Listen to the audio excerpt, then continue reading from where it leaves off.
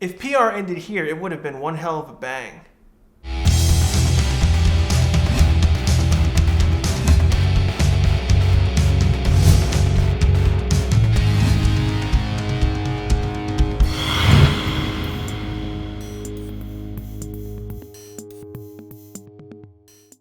Hi everyone and welcome to another Ranger, and of course everyone knows I'm Archer9234. Today I'll be discussing episodes 43 and 44 of Power Rangers in Space, titled Countdown to Destruction. Now, Countdown to Destruction doesn't need any introduction from myself. It's probably one of the most popular, if not the most popular, Power Ranger finales ever in history. Pretty much every PR fan enjoys this finale. A lot of money was spent on it. Filming was much more better. And the story overall had a really good way to wrap up this series as a whole, rather than just on later series where they kind of screwed up and like cut corners and simply finish it off as quick as possible. Now, Countdown to Destruction is not adapted from any Super Sentai episode from Mega Rangers, although it does use extensive footage from Jew Rangers, Dire Rangers, Kaku Rangers, and O Rangers. Now, the episode begins with Astronema and her final meeting with Dark Spectre. We just simply see her on some sort of rock precipice, just simply talking him down, which is kind of a weird setting because usually we see Dark Spectre in space. We don't usually see him that much on Earth. And it was kind of cheesy shots because mainly it was just really time-elapsed clouds that were constantly moving really fast, so it kind of felt cheesy. But basically the scene was so that we were seeing basically the final implementation of final showdown with the Rangers and with all the past seasons' evil leaders and such. That was basically talked about back in Turbo's episode with the arrival of the Blue Centurion. After Astronema's talk with Dark Spectre, we finally go around the entire universe seeing all the past evils from the series. Starting off with, of course, the Machine Empire. It was just kind of weird, though, that all of a sudden, at the conclusion of Zeo, we saw that Queen Machina, Prince Sprocket, and King Mondo were all, falling apart and blowing up, but all of a sudden we're back at the base on the moon, fully repaired, and everything looked like it was all back to normal. Obviously, they were using footage from O Rangers again in order to do this, so it kind of felt kind of awkward. And of course, we're seeing stock footage from the first two episodes of O Rangers. The footage was mainly taken from the first episode of O Rangers, where the other four Rangers were crash landed from their planes and they were going through the forest. That was the main footage that they were using. And of course, we're seeing the buildup of the Machine Empire's army. Next up, we see the return of Divatox and her Piranhatrons. Of course, her acting, goofy and silly and stuff. And we see that they're fighting the alien Rangers. I assume they're on planet Aquitar, fighting them right now and trying to keep them preoccupied so they don't head to Earth. Now, unfortunately, though, none of the past Power Rangers actually do appear in this episode. No one is pretty much voicing their selves anymore. Now, of course, we see the return of Lord Zed and Rita Repulsa fighting the Gold Ranger, I assume on Triforia, while the Phantom Ranger is being attacked by Astronema's minions. And we just basically see that all the main planets that were in PR are being attacked simultaneously so that Earth is completely defenseless. Of course, Astronema's other minions are heading right to Zane and the colony on their planet. When we finally head to Zane and the colony, we find out that Zane needs to go back to Earth because all the other locations are being attacked at the same time simultaneously, and he has to simply help the Rangers because everyone obviously is going to be heading toward Earth. So while the colony is trying to basically keep their defenses up, Zane simply leaves and departs the colony. During this, unfortunately, he's being ambushed by Astronema's attack forces. Obviously, since they were attacking the planet, they were simply obviously following and locating Zane to try to kill him. For this whole fight scene, we actually see inside Zane's helmet. We actually can get a little bit of a glimpse inside and see the stunt actor's eyes. But since it's so blurry enough, you can't really tell if it's Zane or not. So while Zane is trying to fight off the hundreds of attack ships on him, we see that the Astro Mega ship is arrived and helped Zane out at the last minute. Now, I want to talk about the Astro Mega ship model that's used in American footage. Whenever we usually shoot the Astro Mega ship, it's a studio model, obviously, but it does have one minor defect. It doesn't have the Mega Shuttle inside the docking bay. For some weird reason, it's just not there. Unfortunately, though, this was Astronema's plan all along. They basically used Zane as bait to get the Power Rangers away from Earth, and in order to get the thousands upon thousands of spaceships to head toward Earth, while the Rangers have to basically catch up. Unfortunately, Rangers are pretty far away from Earth, and of course, Astronema's forces attack Earth right away. Now, this is like one of the biggest moments in PR history. These scenes are basically extremely expensive in order to do, mainly because they're hiring hundreds and hundreds of extras in order to fill the population. Of course, shut down certain sections of the city in order to film all these things. So it basically shows that all the crappy episodes that they had to do in order to save up money for this episode has finally paid off. This is also the first time we see a worldwide scale attack. Usually in PR, Rangers is simply fighting, a citywide attack, and it's not simply out of a global scale, but in this case, every place on Earth is being attacked simultaneously by Astronema's forces. We're seeing extensive destruction from cities across the planet. Of course, this is reused footage from Jew Rangers and Conquer Rangers. You can obviously see, reuse of old buildings being blown up. We're seeing, of course, people being rallied up in order to be captured. Surprisingly, we're also seeing, death and destruction of building property and other people. Even though it's not implied, we are seeing basically people getting murdered. After a while, when the Rangers finally arrive back to Earth, they have to get through the barricade that's basically blocking Earth from the megaship. While this is going on, the megaship is taking heavy damage from the forces that are guarding Earth from the megaship.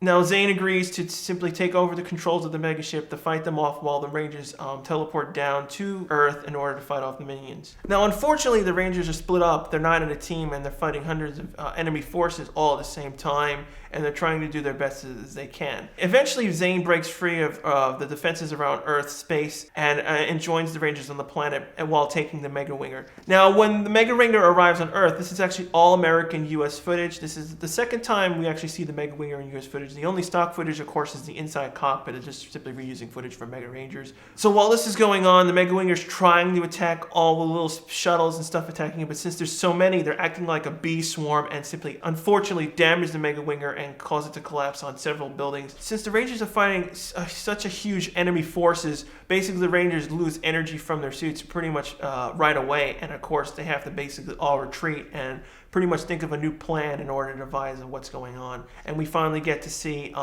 the first appearance of Astronema on Earth. Now, this is also the first time we get to see the US version of the space base. The space base that Astronema uses doesn't quite look like its Japanese counterpart. There's certain details that are missing. Mainly, we don't see the grid feature on one side while it's rotating, and of course, less antennas are on the bottom and top of it. When Astronema finally arrives on Earth, everyone finally gets to introduce to Ecliptor, Astronema, and the main forces against everyone. Now, the one thing I kind of get confused is that why was the Blue Centurion with the Phantom Ranger? It kind of confused me. Like, wouldn't he be on his own home planet or somewhere else? It just kind of felt weird that we go to the Phantom Ranger's planet, but we see the Phantom Ranger and the Blue Centurion fighting together. Unfortunately, when Astronema finally introduces herself with Ecliptor on Earth, we actually see that Divatox overpower the Alien Rangers. We see that Lord Zed and Rita Repulsa unfortunately overpowered the Gold Ranger Trey from Treforia. And of course, we also see the Phantom Ranger and the Blue Centurion overpowered as well. So while Astronema is introducing, her as the princess and overlord for Earth now, she basically demands that the Power Rangers turn themselves in order to save the Earth, or she would obviously kill more people on Earth in order that. So she basically gave them an ultimatum for the next morning. After Astronema returns to the space base, we get a night scene basically showing all the civilians of what they're going through. We basically highlight a few people and discussing how they feel toward the Rangers. Unfortunately, they feel basically that the Rangers have abandoned them. They don't know what to do since no one knows who they are. Luckily enough, Bulk is in this little group of people, and of course reinforces them that no matter what, the Rangers have always succeeded in saving the day because they've been through a lot over the years, and Bulk is really pretty much the one that they know. Which is also a great moment for Paul Schrader, because usually in space, Bulk and Skull were kind of like the afterthought. They were not really featured that much in the series anymore at this point. But thankfully, this is like one of the best moments where we get to see Bulk shine. As the discussions are going on Earth, we go back to the space base and we actually see that Darkonda and everyone else are inside, and they're basically planning a special super torpedo in order to attack Earth with. And at this point, we find out that Darkonda is actually going to be betraying them because, Darkonda is basically fed up with basically being a subordinate to Astronema, Dark Spectre, Ecliptor, everyone, so he's going to be betraying everyone. The thing I like to point out, though, the super torpedo arming thing looks strikingly similar to the Drill Saber Bandai Japan toy. It does have the same Drill Saber design, and it's actually silver, so I'm not quite sure, but it might be the actual toy. During the night scene, we also actually see the Rangers also gathered together, and also we see that Zane finally arrives to the group. We find out that, of course, unfortunately, the colony has surrendered as well, and the Mega Winger was badly damaged, so unfortunately, they can no longer use the Mega Winger in the fights. Now, the Rangers don't know what they're really basically doing. Since they're outmatched and outnumbered, they're trying to devise a plan. And of course, Andros is basically trying to say, maybe I can try to convince Astronema to try to break out of her ways and try to convince her to stop this assault. But of course, everyone else is basically saying, there is no more Corone, there's just simply Astronema. Dark Spectre has basically erased her memory, and there's no turning her back. So while the other Rangers finally try to think of a plan, of course, Andros is basically walking away and trying to sneak out in order to actually try to save Corone. While, of course, Ashley sees through this, and eventually we get this nice emotional moment between the two characters where basically Andros is saying, I really don't care if I don't return, I have to try to save my sister, and I'll basically die trying in order to get to it. Unfortunately, Ashley obviously agrees with him, and of course, Andros simply takes off in his Battle Ice form to try to get onto the base with Astronema.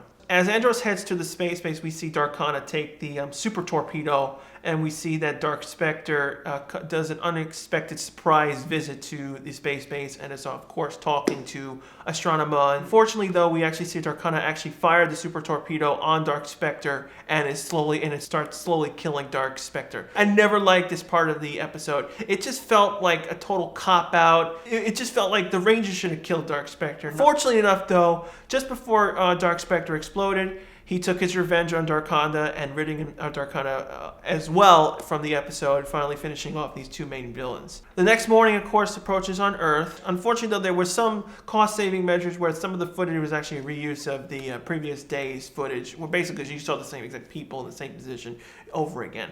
Now, I consider this moment the best moment in this episode. Basically, we see that people have not given up, and we're basically protecting the Power Rangers while they don't know who they are, but since they've saved the world so many countless of times, and we also get this great moment with Bulk and Skull saying they're Power Rangers, where they've constantly done that in the past episodes as a joke. So, of course, since Astronema is all angry and pissed off that all the people are not going to betray the Rangers and of course are trying to cover for them, they're basically going to be slaughtered, where of course we finally get the big reveal for the very first time for 5 years straight, where the Rangers kept their secret identities, finally revealed to everyone in the world who they are.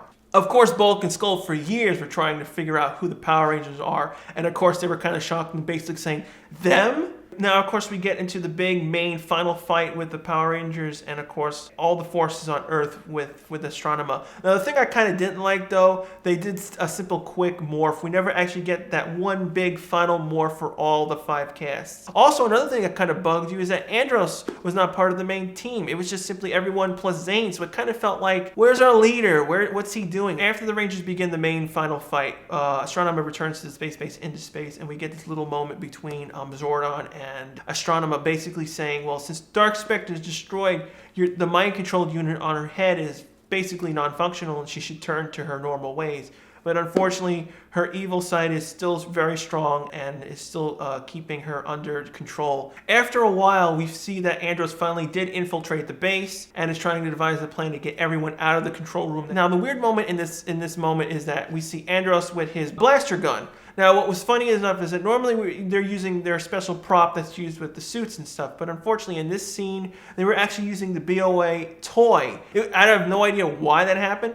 Maybe they just had no access to the actual prop and they decided to just use the BOA toy for the remainder of the scenes that Andros is inside the space base. Eventually, Andros gets everyone out of the room and locks Ecliptor outside of the door, and we finally get Andros and Zordon's moment together. Unfortunately, since there's really no other choice, Zordon basically says, in order to stop the evil forces around the universe, you have to basically shatter my energy tube to release this special energy force that Zordon has, and unfortunately sacrificing Zordon in the process. While this scene is actually going on, the closed captioning for the episode actually had different dialogue. I assume basically what happened was the writers wanted to basically change the dialogue between Andros and Zordon for whatever reason, and since it was simple because since Andros is inside his suit and Zordon doesn't have any mouth flaps, they can change the audio whatever which way they want. But unfortunately, they forgot to change the closed captioning for hard of hearing people, and they actually got to see a different lines and takes between Andros and Zordon.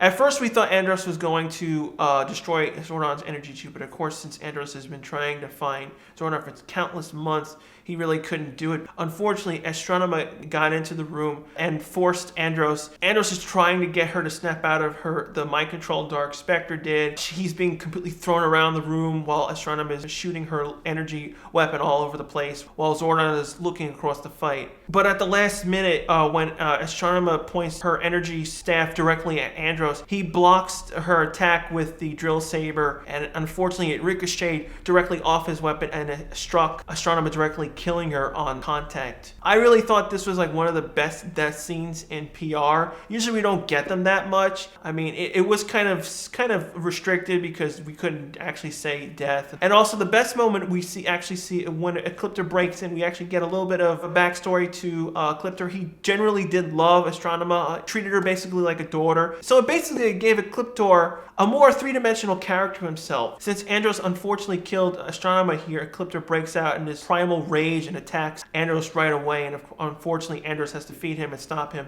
At the last second, finally agrees to destroy Zordon's energy tube. When Andros destroys Zordon's energy tube, it basically releases some sort of energy shockwave encompassing everything in the universe. Whatever was basically evil disintegrated on contact, but certain people were given a second chance. The first person to get killed, of course, was Ecliptor, since he was right next to Zordon's energy tube. I thought this was kind of unfair because Ecliptor did grow and appreciated Astronema, but he should have had a second chance though, because it kind of felt like you built this character up and basically he was just killed off like that. Now, when the energy wave reaches Triforia, Aquitar, and the Phantom Ranger's home planet, they basically destroy all the attack fleets and forces and minions that are on the planets into dust. Although it did leave Divatox alone and gave her a second chance, basically ridding her own evil self from her body. And this is pretty much the only time we ever get to actually see the actresses who plays Divatox's full face, because normally she's in that stupid mask and we never can actually see her entire appearance. Next, when Zordon's energy wave reaches Lord Zed and Rita Repulsa, all the minions are destroyed and erased. I assume Goldar and everyone is also killed as well, but Rita and Lord Zed are given a second chance. They're basically turned into humans and they just start dancing. Although we do get to see Rita Repulsa's suit actress, we get a totally different actor for Lord Zed. We have a stunt person inside the suit, and of course Robert Axelrod voices Lord Zed. I mean, they could have used Robert Axelrod for the person, but they just simply decided to go for someone else. Eventually, and Zordon's energy wave reaches Earth, and it finally turns all the enemies on the planet into dust, finally ending the horrific fight that the Rangers were trying to fight off and saving the planet once again. After everyone finally breaks out into applause and heroics, and of course everyone's congratulating all the Rangers, we see the space base once again land on the planet, and everyone's thinking, oh my god, not everyone was killed, and Astronema's heading back toward Earth. Ashley thinks the worst, and Andros was actually killed during the fight on the space base. Luckily enough, Andros does come out, but unfortunately we get to see that Astronema has actually been killed. Now, the weird thing that made no sense whatsoever is that during the night scene we saw that Andros was in his civilian clothing, his red shirt and his undershirt, his black undershirt with his, his pants. When did Andros get the time to change into his megaship uniform? That made absolutely no sense. He goes from civilian clothes to his mega suit uniform. Of course, now Andros is deeply saddened that he accidentally killed his sister, but luckily, since Zordon's wave hit Caron's body, permanently reverts her back to her normal Caron self. Now we see that we're back on KO-35. We see that the KO-35 population is pretty much returned back to the planet. We see that Andros, Caron, and Zane wanted to stay on the planet. And of course, we get this big emotional farewell between Andros and Ashley. Now, everyone knows that Andros and Ashley were,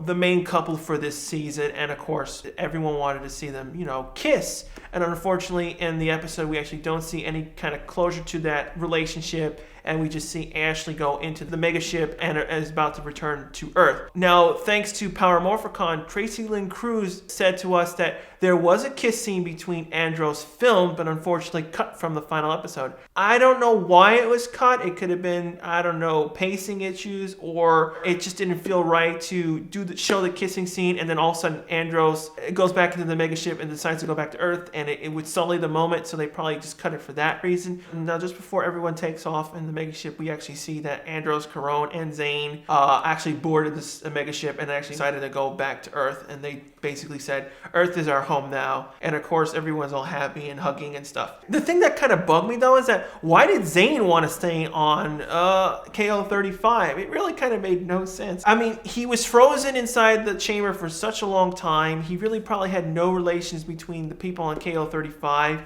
He had a colony really to basically protect. And of course, Earth was basically his home. So it was kind of weird that he kind of wanted to stay on KO-35. But luckily enough, no one stayed on KO-35. Everyone returned to Earth. And of course, we see Zane, being his smirky self, put his feet up on the control panel. And of course, we see the final shot of the megaship returning between hypervelocity and Earth's final shot. Now, for all intents and purposes, this was going to be the final episode of Power Rangers. Decreasing ratings from Zeo and the horrible ratings from Turbo, Saban was going to end the series after 5 years. So they were going to go out with a huge bang, and this would have been an excellent way to end the series. Now, for the episode overall, I have to give it a 5 out of 5. Nothing was literally wrong with the overall episodes. We finally got wrapped up between the Caron and Andros story. Almost all the characters were focused on. We had great moments between Bulk and Skull, and of course really great moments between fight scenes, and also they spent the extra money between Megazord footage and of course all the city destruction and everything. Basically, this could have been a full-length movie and it would have been perfectly fine. Yes, the kissing scene was cut from the actual final episode, which would have been a plus because it would have actually tied the final knot on the Andros Ashley storyline, but it would have kind of sullied the actual ending that would have happened, because we would have gotten the kissing scene and we would have generally thought that Andros would have stayed on the planet and the team would have broken up. What do you guys personally think? Do you agree that with majority of fans that this is one of the best or the best finales episodes for PR, or do you think it's kind of overrated because everyone like, oh my god, it's constantly always referred to? What do you guys think? Of course, leave your comments below and leave your suggestions below of what future episodes you would like me to review. For next week's episode, I'm going to be reviewing A Friend in Need. Thanks again for watching. I'll see you guys right back here next week. Now, some people, of course, are going to say, well, he demorphed. He switched back into his uniform suit. But demorphing usually returns you to your state that you morphed into. Basically, if you have a Halloween costume on, you have the Halloween costume on after you demorph, or you have your civilian clothes. So it made really no sense why he has his uniform on.